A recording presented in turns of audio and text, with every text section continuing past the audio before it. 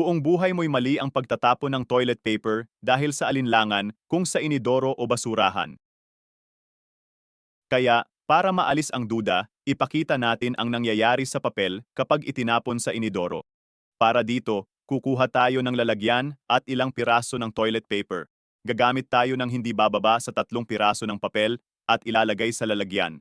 Pagkatapos, magdadagdag tayo ng sapat na tubig hanggang mapuno ito. Tapos ay tatakpan ko na. Sasabihin ko sa iyo ang nangyayari tuwing itatapon mo ang papel sa basurahan. Ang unang hindi magandang bagay ay ang patuloy na mabahong amoy sa banyo. Marami ang naglilinis ng inidoro, akala'y doon galing ang amoy. Pero sa totoo'y sa basurahan.